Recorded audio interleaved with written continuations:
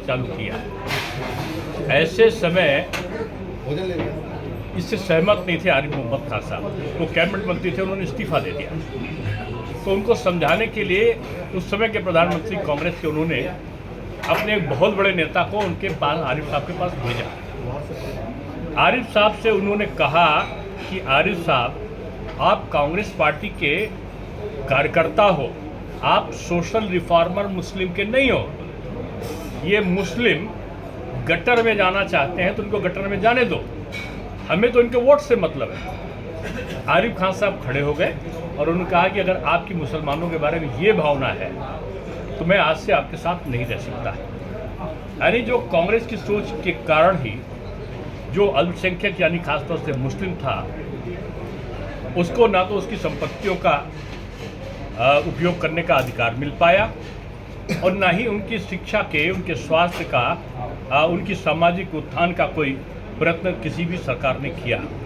मोदी जी ने इनका तुष्टीकरण नहीं किया है, लेकिन इनके सशक्तिकरण के लिए, इनके संतुष्टिकरण के लिए इस प्रकार का अध्यादेश आया है। और ये वही प्रबल साबित होगा जैसे धारा 370 और 35(1) के बारे में, CII और CAA के बारे में इन लोगों ने भ्रांति फैलाई थी। इनकी भ्रांतियाँ नेस्त नाबूद हो चुकी हैं और सभी वर्ग के लोग, चाहे वो हिंदू हो चाहे मुस्लिम में, जान गए हैं कि मोदी जी जो करेंगे वो सबके हित के लिए करेंगे। मैं समझता हूँ कि इसका सबसे ज़्यादा स्वागत कहीं हुआ है तो मुस्लिम वर्ग की महिलाओं के द्वारा, विधवा या तलाकशुदा महिलाओं के द्वारा और उनके गरीब तबके के, जिसको कहते हैं वंचित वर्ग के मुस्लिमों के द्वारा इसका भरपूर स्वागत किया गया है। ये किसी भी मुस्लिम के विरोध में नहीं बल्कि उनके सशक्तिकरण का ये बिल है और मैं समझता हूँ कि इसमें भ्रांति हटनी चाहिए। और अब तो केंद्र सरकार से मेरी आशा यही है कि जल्द ही वन नेशन वन इलेक्शन का भी बिल आवे और जिससे कि देश में जो अफवाह है वो बच सके। उत्तर प्रदेश के कुछ विधायक असंतुष्ट मान लें या उनको अपनी शिकायत है, उसमें बीजेपी दुनिया की सबसे बड़ी पार्टी है और वो सभी को, हमारे वहाँ जितना लोकतांत्रिक तरीका है आपस में संवाद का, उतना किसी दल में नहीं है।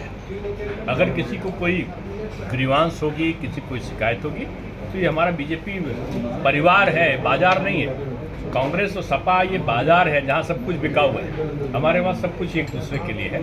अगर किसी को कोई बात होगी तो हम लोग बैठ महाराज जी के कुछ बयान आए हैं कि वो गोरखपुर वापस जाना पसंद करेंगे। ये इसका अलग अलग आप लोग गलत अर्थ क्यों लगाते हैं? हर व्यक्ति अपने घर की बात करता है और घर की बात करके प्रसन्न होता है।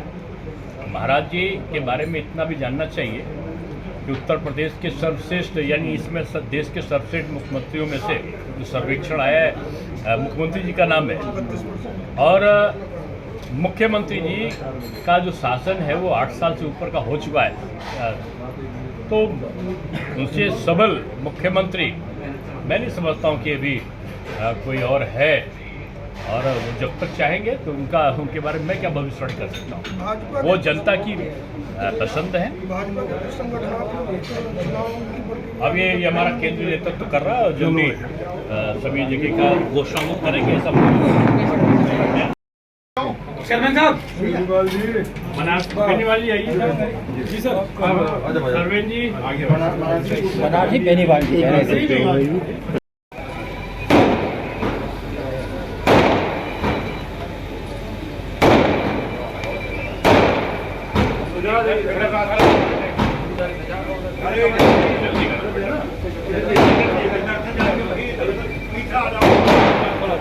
हमसे जुड़े रहने के लिए हमारे YouTube चैनल को सब्सक्राइब करें और नई वीडियो की नोटिफिकेशन के लिए बेल आइकॉन को दबाएं।